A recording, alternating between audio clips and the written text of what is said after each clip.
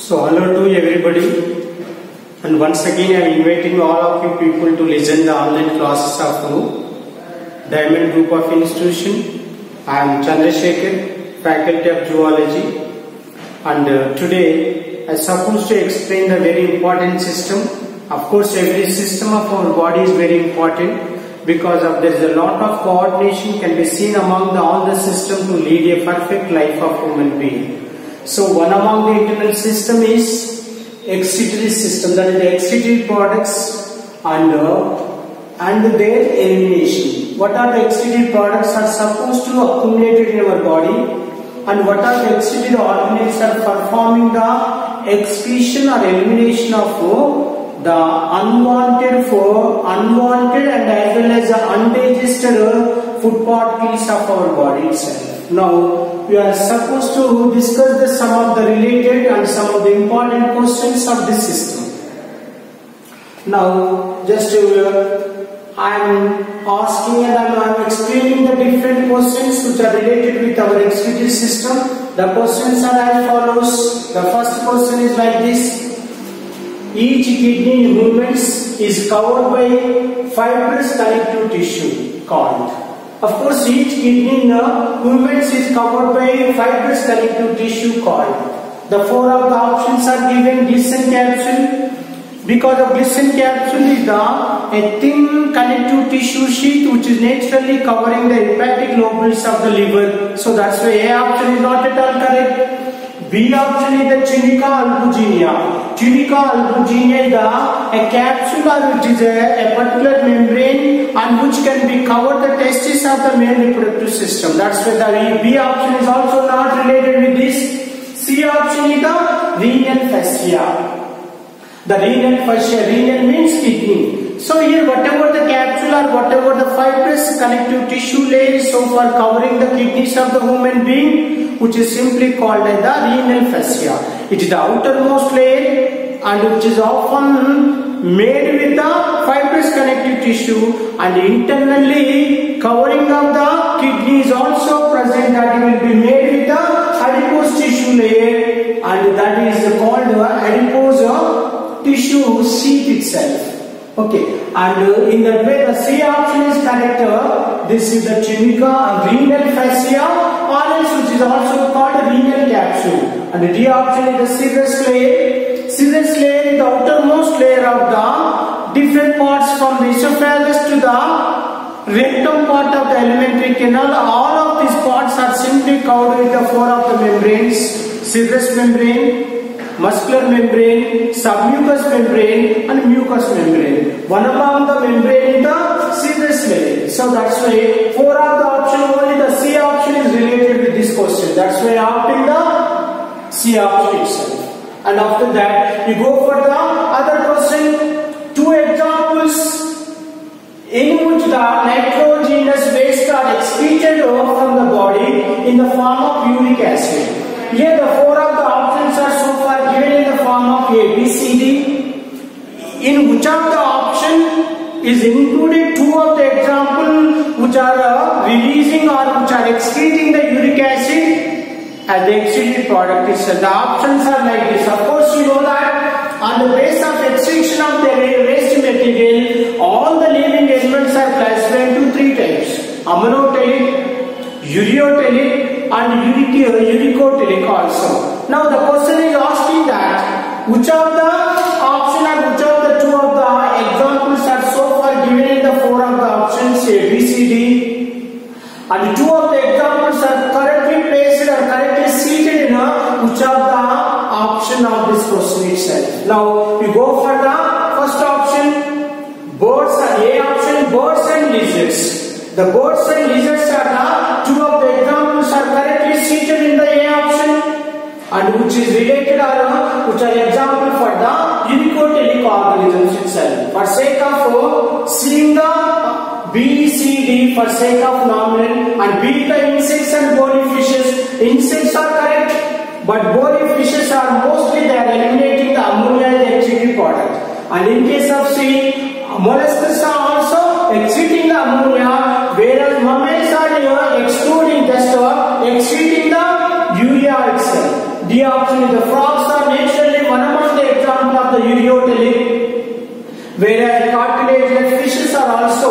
excreting the urea and the excreted products. Among the A, B, C, D, the A option is correctly related. So I am opting the A option for this question.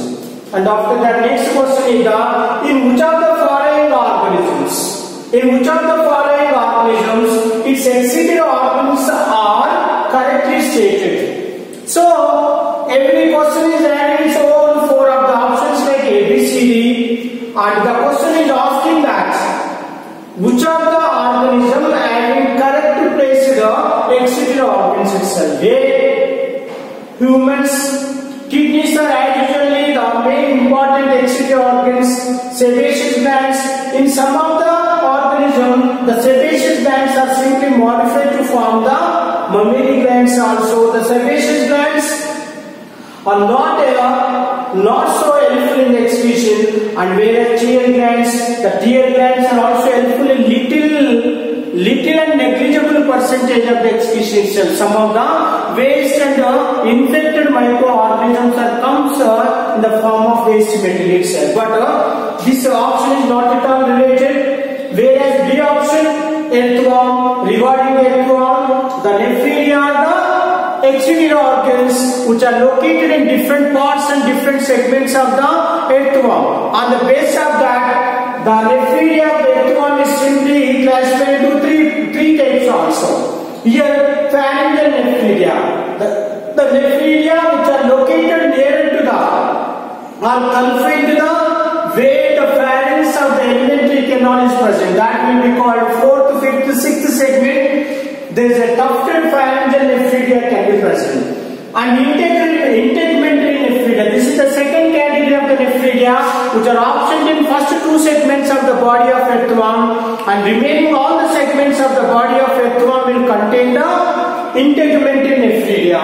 And after that, septal nephridia. The septal nephridia are one among the three types of the nephridia of the earthworm. They are started and they are beginning from 5th/16th segment, 15th to 16th segment till the last segment of the body. So that's why the B option is correct because of the pharyngeal nephridia, integumentary nephridia, septal nephridia. These three kinds of the nephridia are present and scattered in different segments of the body of earthworm to perform the excretion itself. That's why A option is not related, B option is correctly placed down, and whereas C, cockroach. Malpighian tubules are naturally performing the excretion, whereas internal CK, which are not at all concerned with the excretion. That's why the C option is also not placed correct. And D option, frog. Just now we discussed that the kidneys of the frog is helpful in excretion, but whereas skin and buccal epithelium which are performing the respiration of the frog. So that's why the D option is also not correct for this question. Only B option is correct option for this. So I am opting the B option.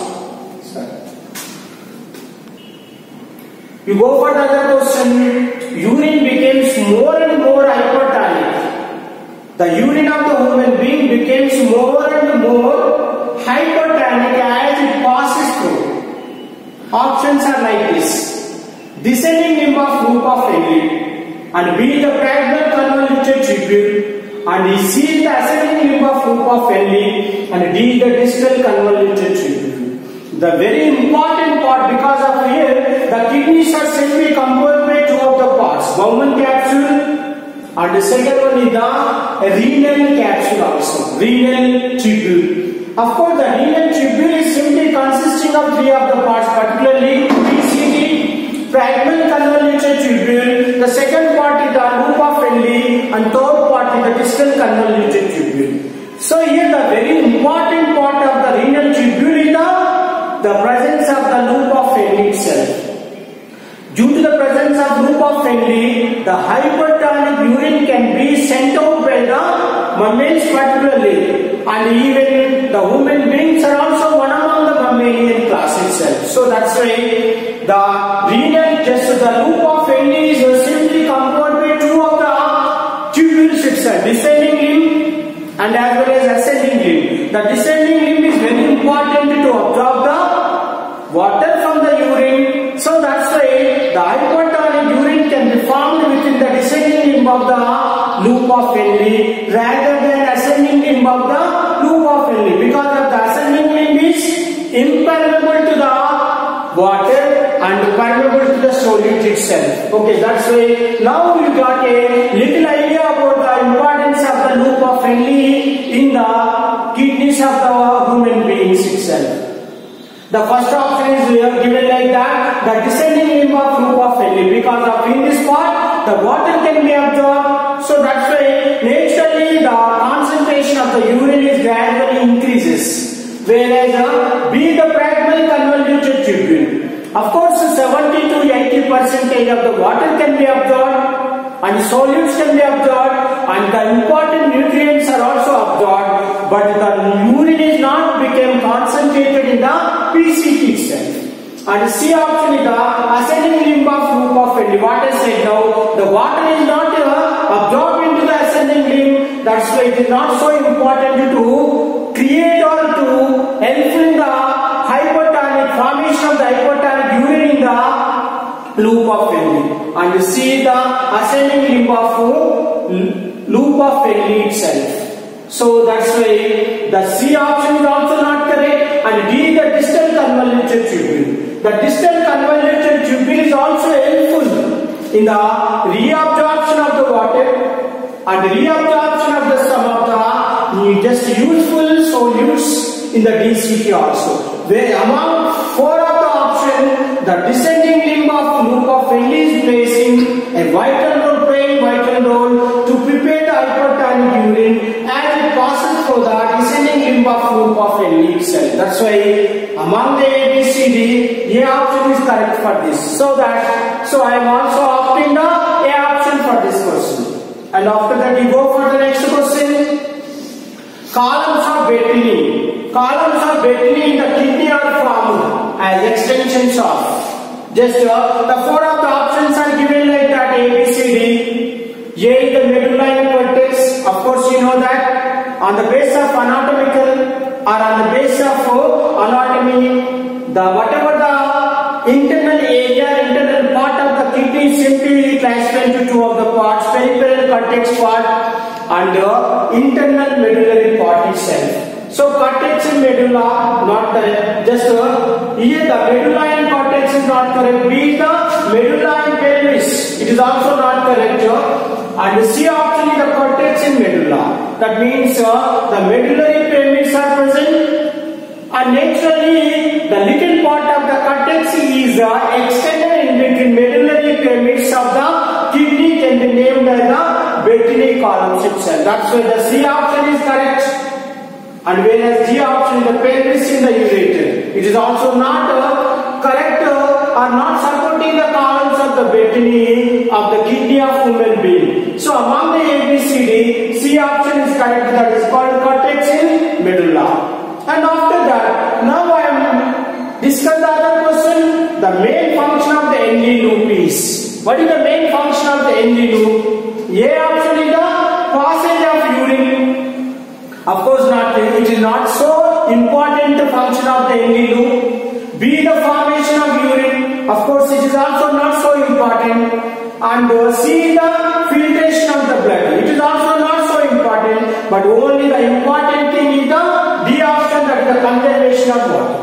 Actually the mammals are the very important living organism which are truly facing the scarcity of the water and the land. In order to conserve the water against the scarcity of the water, there is a barely need of loop of Henle itself. The loop of Henle is always helpful to absorb the water as well as conserve the water.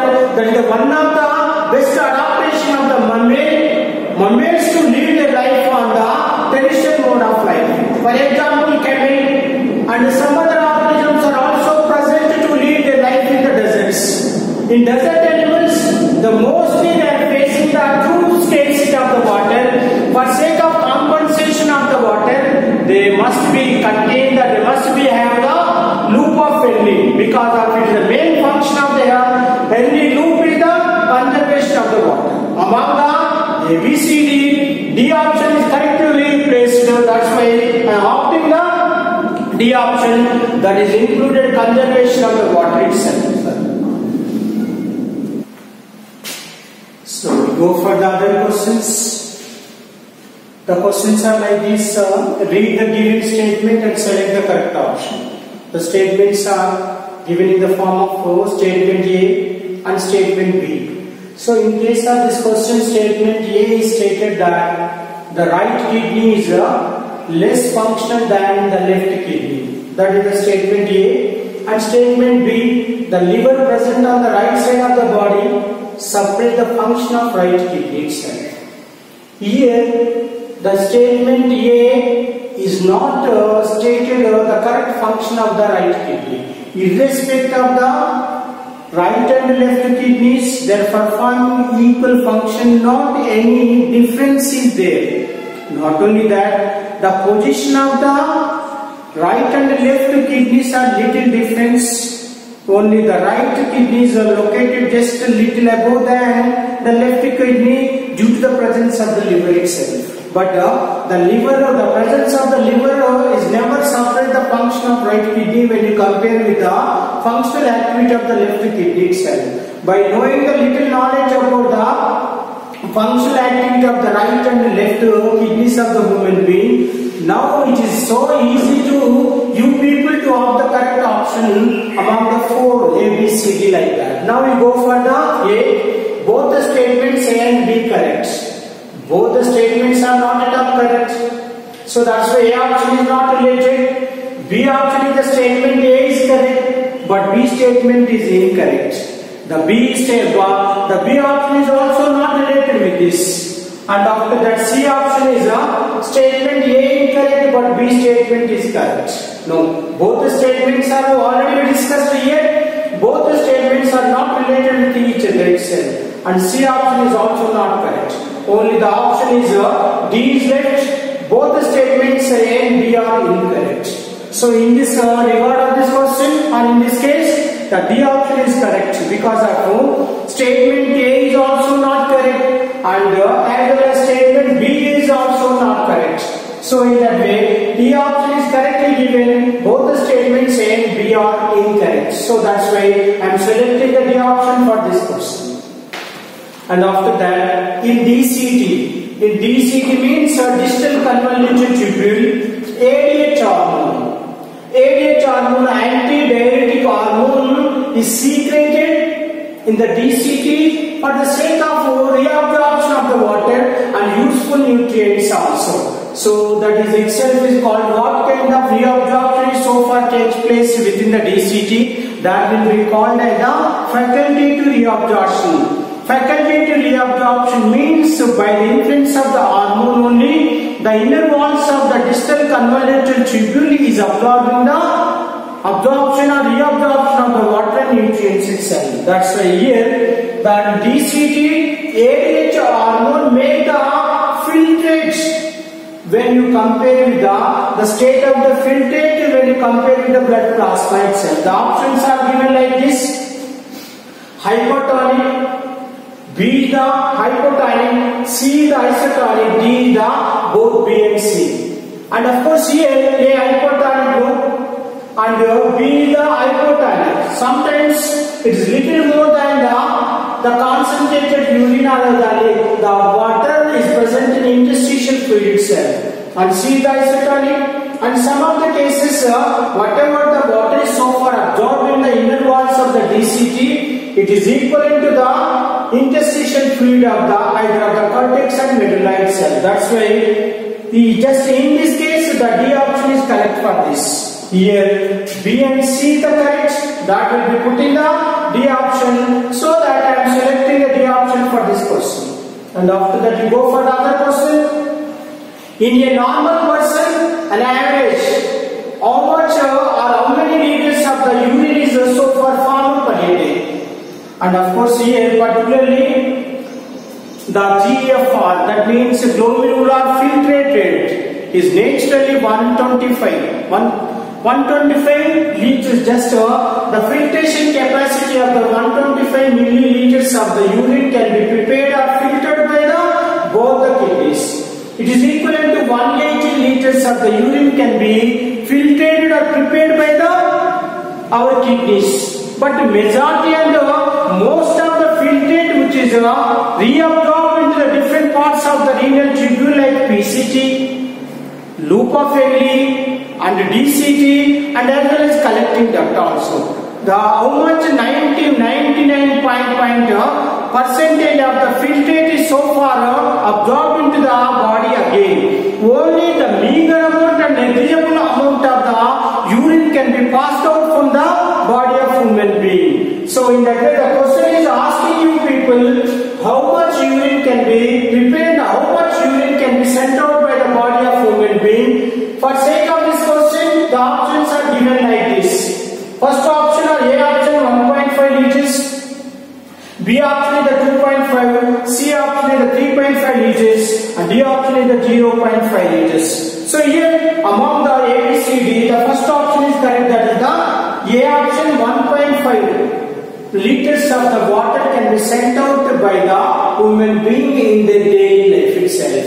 Okay, now I am opting A option for this question. Now we go for the other question. The principal nitrogenous compound in human is synthesized.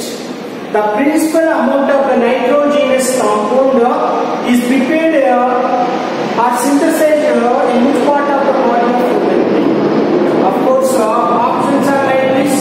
A option in kidneys, but eliminated through the liver, which is not correct. The principal nitrogenous compound of the human being can be synthesized within the liver and send it out through the body with the help of kidneys. But A option is reversely given, and B option is as well as eliminated by liver itself. It can be helpful in the synthesis of nitrogenous waste material, but liver is not directly involved in the elimination of the what it prepared, the nitrogenous waste. So that's why the B option is also not correct. In case of C, liver is also eliminated through the bile. Of course, liver is not at all involved, only it is helpful in the synthesis of the nitrogenous compound, but not involved in the elimination the nitrogenous compound through its own juice. That is also not correct. C option is also not correct. Only the D option is left. In the liver, that means the principal site for the preparation of the nitrogenous waste material in the human body in the liver, that is true, and eliminated through the kidneys only. What I said, the kidneys are the principal excretory organelles, and whatever the amount of nitrogenous waste material is so far prepared by the liver, that can be sent out from the human body with the help of kidneys itself. So that's why the correct option is the D, and I to select the D option for this question. And after that, we go for the other one. Which one of the following options shows correct matching pair? Once again, which one of the following options shows correct matching pair itself? The options are as follows: A, man, ureotelic; B, the bird and ammonia; and C, the fish, uricotelic; and D, the frog, uricotelic itself. So among the A, B, C, D, A option is correct. Man. So of course, man belongs to the class Mammalia. The majority, not only majority, the 99% of the mammals are naturally eliminated their excretory product in the form of urea.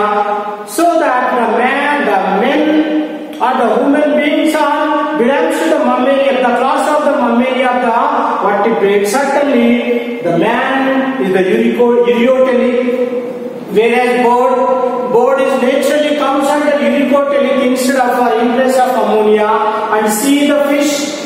So here the cartilage and fishes are comes under ureotelic, whereas bony fishes are eliminate their excretory product in the form of ammonia. So that's why the C option is also not correctly placed the answer. And whereas D, the frog. What is the frog? Frog is the one kind of the amphibian. Certainly, the frog especially eliminate the urea and the excretory product. That's why D option is also not correct. So among the A, B, C, D, A option is correct to this question. And after that, next question is which of the following is the most toxic excretory products? So options are given like that: A, carbon dioxide;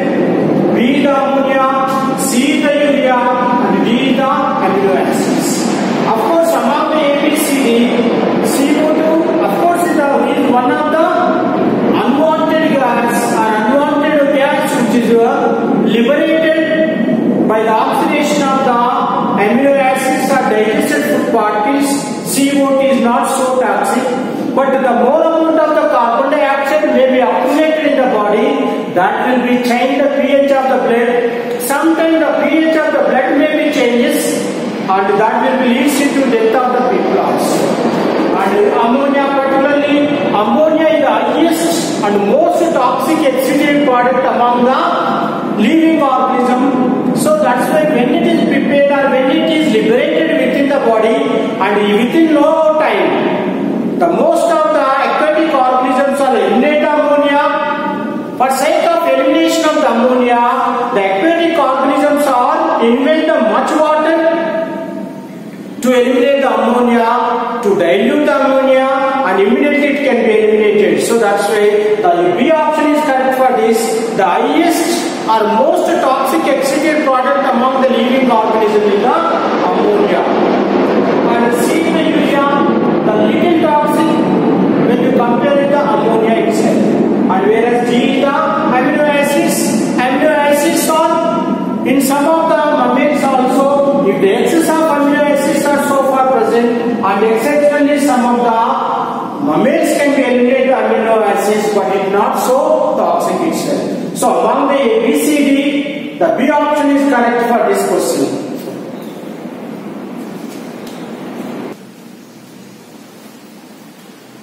Now we go for the other questions. The bunch of the capillaries present in the Bowman capsule is called. Here the bunch of the capillaries where they are present in the Bowman capsule, what is the name is so far given. The options are like that, the Bowman fibers. Of course here the Bowman capsule is one part of the renal tubule or nephron. Of course nephron is the functional unit of the kidney. Certainly here the Bowman capsule arranges the nephrons with the functional unit of the kidney, which are supplied the blood by the efferent renal artery, and whatever the blood vessel is carrying the blood from the nephron, that will be called as the efferent renal arteriole itself. Okay. Now we go for the options are like this. A option Bowman fibers, and B option is the glomerulus, and C option is the Malpighian corpuscles, and D is the none of this. Here in this case the glomerulus. That means efferent renal arteries is while they carry the oxygenated blood into the kidneys or Bowman capsule of the nephron, and which ends, and some of the blood capillaries of the efferent renal arterioles are united to form the efferent renal arteriole. So that means the capillaries of the efferent renal arteriole as well as the capillaries of the efferent renal arterioles are combined to form the glomerulus in the Bowman capsule. That's why the B option is correct option for this question. So, and after that, with the last question I am concluding this today class. The longest loop of the Henle can be found. The longest loop of the Henle is found in, the options are like this. A option kangaroo rat, B the opossum, C the rhesus monkey, and D the cat. Because among the four of the option, the A option is the kangaroo rat. Here the kangaroo rat is mostly leads its life in the deserts. Actually the kangaroo rat is truly facing the scarcity of the water. For sake of conserving the water, the longest Henle loop can be present in the kangaroo rat in place of opossum and rhesus monkey and as well as cat. That's why the A option is correct for this, and I to opt in the A option for this question, that is called kangaroo rat. And in that way I am concluding today class, and tomorrow I am supposed to discuss the other new lesson. Thank you.